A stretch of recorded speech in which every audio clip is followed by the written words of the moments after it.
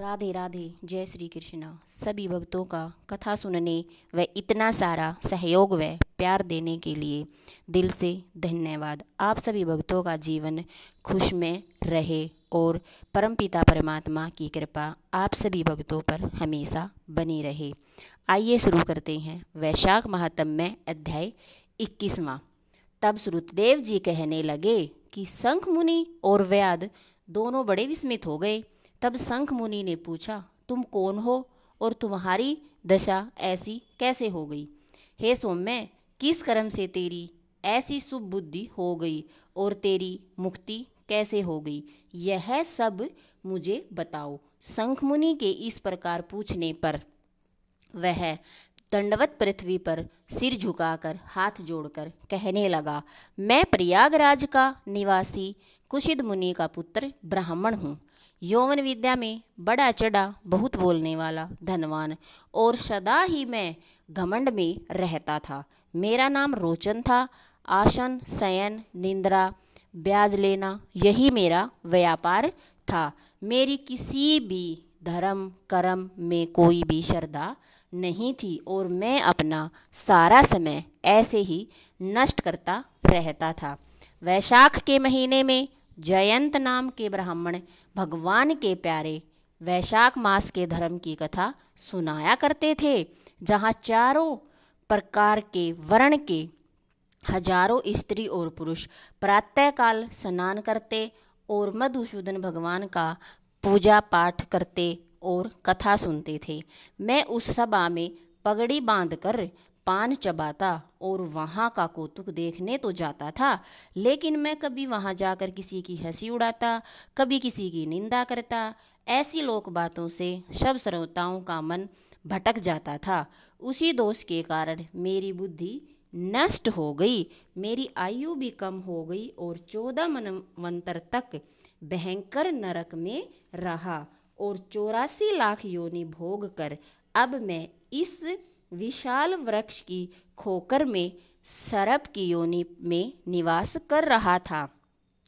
अपने पूर्व जन्म के कर्म फल से मैं 10,000 वर्ष से बिना कुछ खाए यहाँ पर निवास कर रहा हूँ। हे देवयोग, से आपके मुख कमल से निकली कथा को चक्षु गोलक द्वारा सुनने से मेरे सभी पाप दूर हो गए हैं और मैं सांप की योनि छोड़कर दिव्य देह में आपकी शरण में आया हूँ। मैंने तो कहीं कोई उपकार किया ही नहीं, फिर सज्जनों का संग कैसे हो गया? अब आप मुझे यह सब बातें बताएं कि मेरी धर्म में बुद्धि कैसे लगे, सुंदर गति मुझे कैसे मिले और साधु संगतों का साथ भी मुझे कैसे मिले और कैसे मैं भगवान विष्णु के चरणों में जाऊं और उनकी पूजा अर्चना करूं और मैं भगवान को कभी भी न भूलूं। कृपया करके आप मुझे रास्ता दिखाएं। इस प्रकार अनेकों स्तुति कर हाथ जोड़कर वह मुनीश्वर के आगे चुपचाप खड़ा हो गया।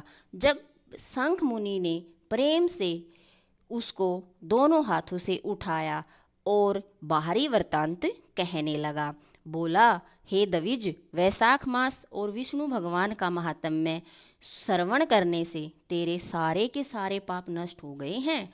तू कर्म से अतिवाहक लोगों को जाकर फिर दशार्ण देश में ब्राह्मण के घर में जन्म लेगा और वेद शर्मा नाम से तू बहुत प्रसिद्ध होगा और सब विद्याओं में विशारद भी होगा। प्रत्येक जन्म में तेरी अत्यंत जाति समृद्धि होगी। निष्प्रय गुरु भक्त और जितेंद्रिय होकर उस जन्म में तू सदा ही भगवान विष्णु की कथा सुनने में तत्पर रहेगा और तू वैशाख मास के धर्म कर्म भी करेगा, जिससे तेरी सिद्धि हो जाएगी और सारे बंधनों को काटकर तू परम धाम को चला जाएगा। ऐसा कहकर मुनीश्वर चुप हो गए। तब व्याध को देखकर वह पुरुष मुनीश्वर से कहने लगा, आपने मेरे ऊपर बड़ा ही अच्छा कर्म किया है, जिससे मेरी दुष्ट योनि तो जाती रही और मुझे उत्तम गति भी मिली।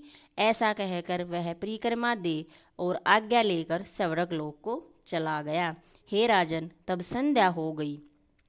तब शंख मुनि ने व्याध को संतुष्ट हो सायंकाल की संध्या कर विष्णु भगवान के अनेक अवतारों की कथा सुनाई और रात्रि के शेष भाग को व्यतीत कर सुबह वह ब्रह्म मुहूर्त में उठकर नित्य कर्म से निर्वित होकर वह व्याध को बुला उसके सिर पर प्रोक्षण कर राम ये दो शब्द अक्षर का मंत्र जाप करने और मरण उपर्यंत इन्हीं धर्मों के करने का उपदेश दिया और कहा कि इससे तेरा जन्म वाल्मीकि ऋषि के कुल में होगा और तू वाल्मीकि नाम से इस लोक में बहुत प्रसिद्ध होगा।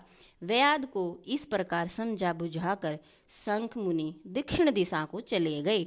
व्याध भी थोड़ी दूर तक जब तक ऋषि नेत्रों से ओझल न होए उनके पीछे खड़ा खड़ा मुनि को देखता ही रहा। फिर हृदय में उन्हीं का ध्यान करता हुआ वैशाख मास आने पर वैशाख महीने के धर्म किए और भगवान विष्णु की पूजा की, जिससे व्याध का जन्म पूर्ण कर वाल्मीकि ऋषि के घर में जन्म लिया। एक सरोवर के किनारे कृणु नाम के मुनि दुस्तर तप करते थे, जिनके शरीर पर बहुत काल में शरप की बामी बन गई थी। इसी हेतु उन्हें वाल्मीकि ऋषि भी कहने लगे। फिर तप के अंत में जब कृणु ऋषि के कानों में स्त्रियों के प्रिय शब्द सुनाई देने लगे तो उनका चित्त चलायमान होने लगा और एक भील जाति की स्त्री को लाकर वाल्मीकि नाम का पुत्र उत्पन्न किया। हे राजन, वह वाल्मीकि संसार में बड़े यशस्वी और विख्यात हुए। उन्होंने सरव कर्म बंधनों को काटने वाली मनोहर छंद में राम कथा रचकर प्रसिद्धि प्राप्त की। श्रुतदेव जी बोले, इस प्रकार वैशाख मास में व्याध के सिर्फ जूता दान करने से ऋषित्व प्राप्त हुआ। जो कोई इस रोमांचक पादक इस पापनाशक आख्यान को सुनेगा और औरों को भी सुनाएगा, उसे मोक्ष प्राप्त होकर उसका जन्म संसार में फिर कभी भी नहीं होगा। राधे राधे। जय श्री कृष्णा। वैशाख महात्म्य अध्याय 21वां समाप्त हुआ। राधे राधे।